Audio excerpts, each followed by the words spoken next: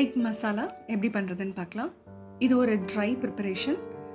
இது நீங்கள் கிரேவி வச்சும் பண்ணி பார்க்கலாம். பட் ஆனால் இந்த பதத்தில் எடுத்திங்கன்னா இன்னும் ரொம்பவே டேஸ்ட்டாக இருக்கும். இது ஒரு நல்ல சைட் டிஷ். டிஃபனோடையும் சாப்பிடலாம், இல்லைனா நம்ம சாதத்துக்கும் சாப்பிட்லாம், இல்லை ஜஸ்ட் ஈவினிங் ஒரு சைட் டிஷ்ஷாகவும் சாப்பிட்லாம். ஸோ எப்படி பண்ணுறதுன்னு நம்ம பார்ப்போம். இன்க்ரீடியன்ஸ் எல்லாம் ரொம்பவே சிம்பிள், ஆனால் டேஸ்ட் வந்து ரொம்ப நல்லாயிருக்கும்.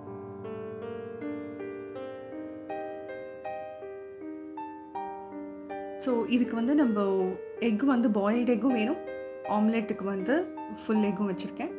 டொமேட்டோ வந்து நல்ல பொடியாக நறுக்கிக்கோங்க, ஏன்னா அந்த கிரேவி பண்ணும்போது பெருசு பெருசாக டொமேட்டோ வந்து தெரியக்கூடாது, தக்காளி. அதே மாதிரி வெங்காயம் வந்து நீளமாக கட் பண்ணி வச்சுருக்கேன் மெலிசா. ஸோ பேனில் எண்ணெய் சூடு பண்ணிவிட்டு நம்ம தாளிதம் ப்ளஸ் இஞ்சி பூண்டு பொடியாக நறுக்கினது, கருவேப்பிலை இதெல்லாம் போட்டு நல்லா வதக்கிக்கிறோம். ஒரு 1 minute நல்லா வாசம் வந்ததுக்கு அப்புறமேட்டு நம்ம நெக்ஸ்ட்டு ஆனியன்ஸை ஆட் பண்ணிடலாம். ஆனியன்ஸை ஆட் பண்ணும்போது அவசரப்படாமல் கொஞ்சம் ஆனியன்ஸ் நல்லா கலர் வர வரைக்கும், கொஞ்சம் கோல்டன் ப்ரௌன் கலர் வர வரைக்கும் வெயிட் பண்ணலாம். ஏன்னா அப்போ தான் வந்து அந்த மசாலாவோட ஆனியன்ஸ் வந்து நல்லா மர்ஜ் ஆகும். ஸோ ஆனியன்ஸ் நல்லா கொஞ்சம் டிரான்ஸ்பரண்ட்டாக வர ஆரம்பிக்குது. இன்னும் கொஞ்சம் நல்லா கோல்டன் ப்ரௌன் ஆனோடனே பச்சை மிளகாயும் போட்டு அது கூட தக்காளியும் சேர்த்து ஆட் பண்ணிக்கலாம். தக்காளி வந்து நல்லா குக் ஆகணும், சாஃப்டாக குக் ஆகணும். கொஞ்சம் தண்ணி தெளிச்சிட்டாலும் ஓகே தான். தக்காளி நல்லா குக் ஆனதுக்கப்புறம் மசாலாவை போடுறோம்.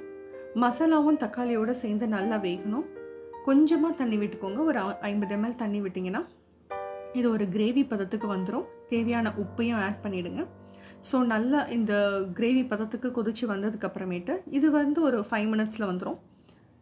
அப்போது நீங்கள் வேக வச்சுருக்கிற எக்கை ஹாஃபாக கட் பண்ணி மஞ்சள் அந்த எல்லோ வந்து அடியில் இருக்கிற மாதிரி ப்ளேஸ் பண்ணுங்கள். அப்போ தான் திருப்பும் போது எல்லோ வந்து மேலே வந்துடும்.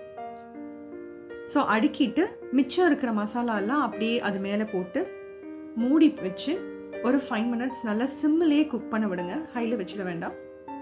ஸோ அப்புறம் ஓப்பன் பண்ணி பார்க்கும்போது மற்ற மசாலாலாம் ட்ரை ஆகிடும். ஜஸ்ட்டு நீங்கள் எக்கு திருப்பி போட்டால் போதும். அடிக்கடி முன்ன பின்ன குப்புற திருப்பி போட தேவையில்லை, ஜஸ்ட் ஒன்ஸ் ஆர் ட்வைஸ் பண்ணால் போதும். ஸோ நல்லா அந்த மசாலா ட்ரை ஆகிற வரைக்கும் ஈவனாக பார்த்து அட்ஜஸ்ட் பண்ணிக்கலாம். ஆல்மோஸ்ட் ரெடி ஆனதுக்கப்புறம் ஒரு ஆம்லெட் போட்டுடலாம். ஆம்லெட்டுக்கு தேவையான எல்லா இன்க்ரீடியன்ஸையும் போட்டு நல்லா அடித்து ஒரு ஆம்லெட் போட்டு எடுத்து பிளேட்டில் வச்சுடுங்க. ஆம்லெட் மேலே நம்ம நீட்டாக ஏற்கனவே குக்காக இருக்கிற எக்கை அழகாக ஒன்று மேலே ஒன்று ப்ளேஸ் பண்ணி அந்த கிரேவியும் எடுத்து ஒன்று மேலே வச்சு கொத்தமல்லி தலை தூவி சூடாக சாப்பிட்டா ரொம்ப அருமையாக இருக்கும். நம்ம யூஸ்வலாக பண்ணுற எக் மசாலாவுக்கும் இதுக்கும் ஒரு சின்ன டிஃப்ரென்ஸ் தான். கிச்சன் கிங் மசாலாவோ இல்லை நம்ம சிக்கன் மசாலாவோ இதில் ஆட் பண்ணுறதுனால இதோட டேஸ்ட் வந்து ரொம்ப டிஃப்ரெண்ட்டாக ரொம்ப நல்லாயிருக்கும்.